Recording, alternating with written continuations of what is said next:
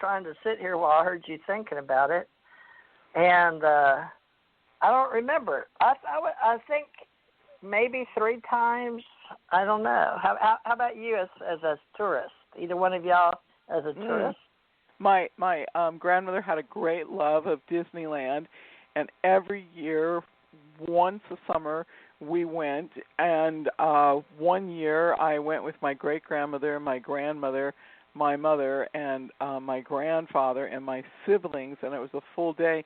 And Disneyland had a series of tickets. It wasn't a flat rate process. You bought your tickets. You paid one price to come in, but then you also paid a price for your rides. And the e-tickets were the really good ones.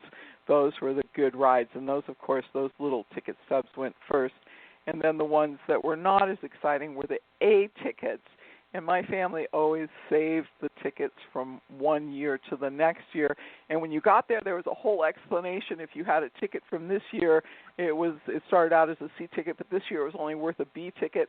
And I think they must have just gotten fed up with the whole process of people showing up with old tickets and just said, if you want to come in, it's just one price.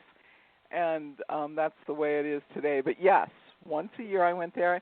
And my best memory is that I went there with my grandparents, and it was the year that Rich was working there. We hadn't met, and I spent the whole day thinking, I'm supposed to meet somebody that I know. The whole day, it was after a while, I was kind of like, well, this is just ridiculous.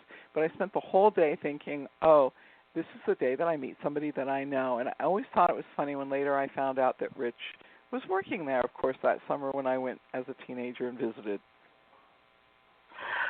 Wow. Well, it always meant a lot to me, and it's odd that I took my children to Six Flags in Dallas and Atlanta and in Great Lakes. I don't know if we went to Rochester, New York, if they have something around, but that's Six Flags. That's a different franchise, but I guess they got their idea. I don't know. I haven't researched it, but I love amusement parks. Oh, wow. Well, yeah. Six Flags is known for their roller coasters, as having the best roller coasters, right? Yeah, they have the monster roller coasters and all that. Is that Knott's Berry's farm? Knott's Berry? Knott's Berry Farm has good roller coasters too, but Six Flags Magic Mountain is the king of the roller coasters, the absolute king of the roller coasters. Okay, Six Flags. Which one did you go to? There's one in Valencia, California. Yeah, so I guess... TJ, have you been to Knott's Berry Farm? No, I had an office in California for 5 years, downtown at the California Mart, I guess. I think I always called it the LA Mart, but that's with the furniture. I still haven't looked that up to get it straight. But for 5 years I came and went, but I was always at work, running a big company. Or was it, let's see, 89 to 94, roughly 5 years. So I didn't get to go to, I know we meant to a couple of times, but what would happen is after work and we'd be so exhausted, me and my vice president or whatever, we just thought, well, we'll go, but we never did. So, and then my kids, I had a couple of kids come over and get in a movie. Angela and Gigi got into Witchcraft 3. It just happened to be the one that they were filming. I don't even know how I got it. It was Blockbuster and producers in Hollywood. They had me come to one of those meetings. I was a psychic, too, so I had some really strange days in California. So I didn't get to go to Knott's Berry Farm, but I know that it's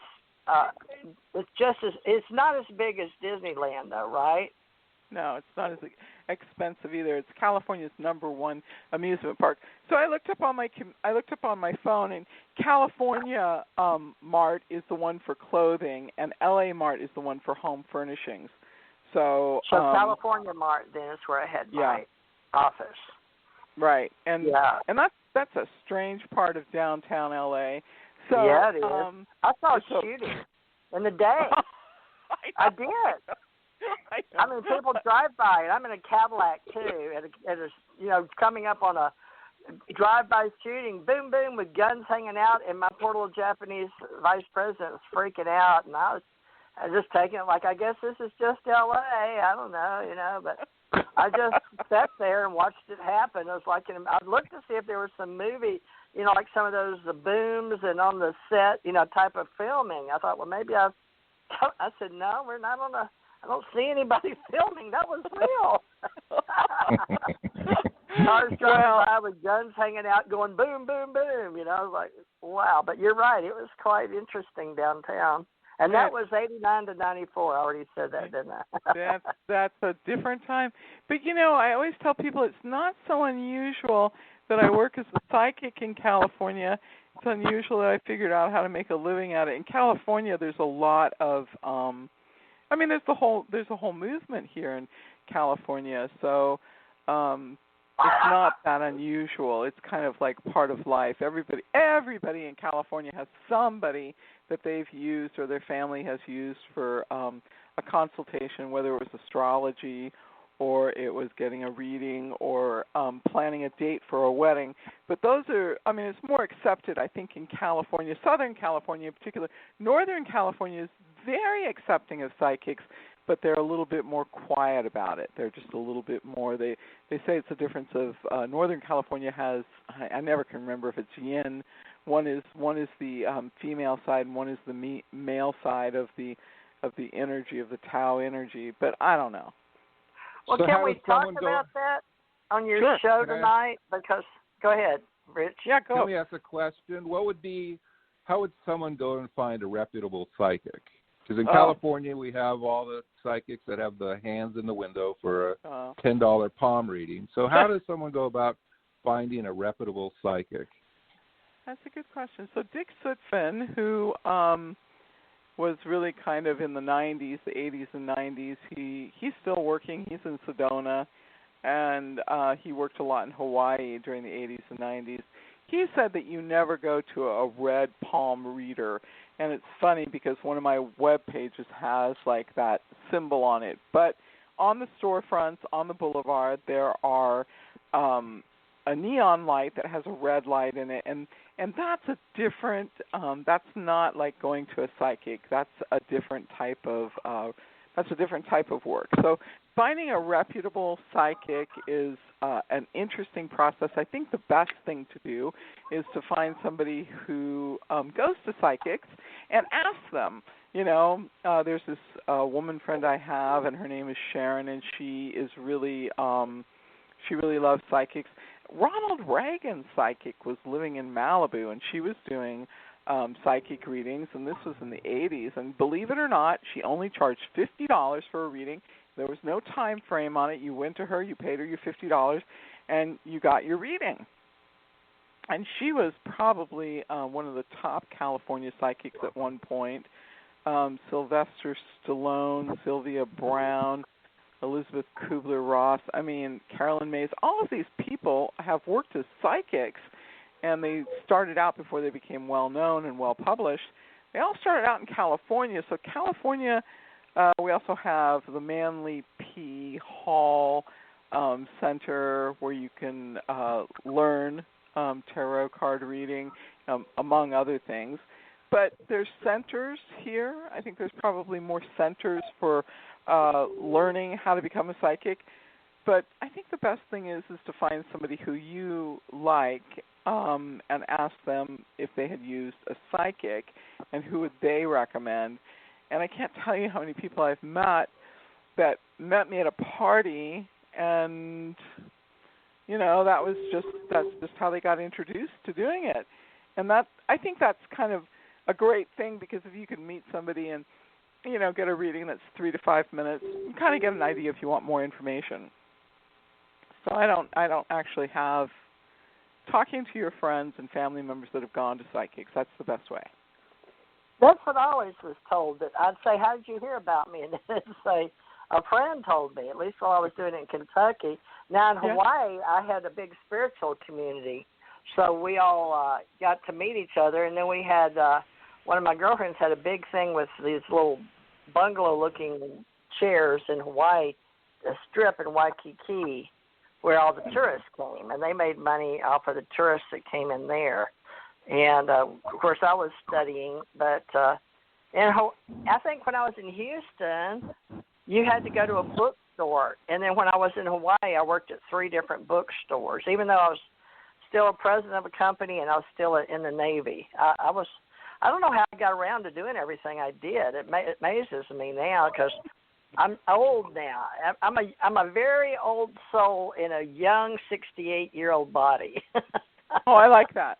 I like that a lot. Yeah, bookstores were very popular for a long time, but truthfully, I think a lot of the people that are now today, I mean, Venice Boardwalk always had psychics working on it, and that's kind of it's right by Muscle Beach, and I think it's something entirely different. I think in 1982, I didn't go down there to work, but I used to go down there, and it was just a place to come and hang out.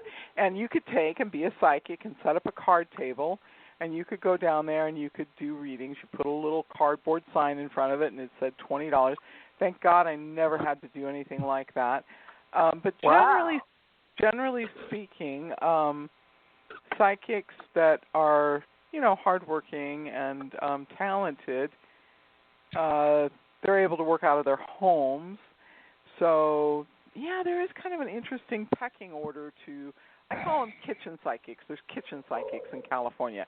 And these are psychics that work out of their home, and they're good psychics, but they just, it's an extension of their kitchen work, and they take and they help people. So, yeah, there's a whole culture of that, and then there's people that work a circuit, and those are people that work, different bookstores and different psychic fairs. That's another category of psychics. And then I'm trying to think of the other categories that happen. But, yeah, most of the psychics, very few. I think today very few psychics can afford to keep a separate place rented in California and work as a psychic. Most people are working out of their homes. That's just the way that one goes. It's weird, huh? Yeah, I've got one here just a block down from me on the main. There's only a main street here through Gulf Breeze, and she's got a little house with I think the palm sign up there in it, like you said, the red palm.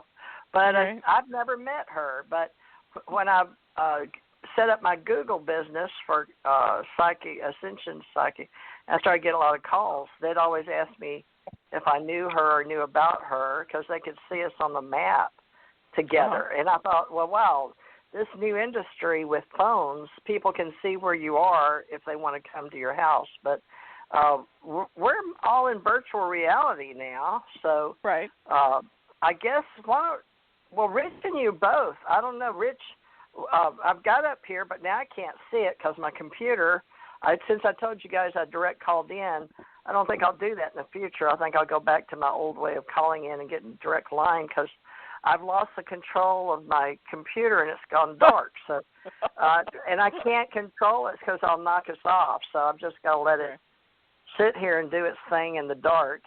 First of all, it was like something was messing with my thing. But calling in direct out there in cyberspace, everything's in the cloud now, folks, pretty much, even in our files. So, I don't know, psychics, we always called that the Akashic field. So, in a way, it's like a lot of the real psychics had a direct connection to the library, especially Sylvia Brown, if you remember her writings. Right. But I wanted to talk to you guys last night about the Love and Light community. And I know I'm going to talk about it tomorrow on Sunday with that new gentleman, James Tolley, coming on. But what do you guys, with the Love and Light community coming out in the 70s and 80s, you can look it up. I can't do anything with this computer right now, but you want to help me on that? And there was 70s and 80s. It was, and it's on Wikipedia too, Rich, if you want to look at it. We don't like to use the word New Age, right, anymore, but well, I don't know. Spiritual renaissance happened in Santa Monica, California, and it happened in Santa Monica, California, and there were the greats were there: Deepak Chopra, Marianne Williamson, Louise Hay. She got started there with when the AIDS epidemic. There was no treatment, and she was offering an affirmation on Wednesday nights. Marianne Williamson was at the Unitarian Church on 18th in Arizona, and Barbara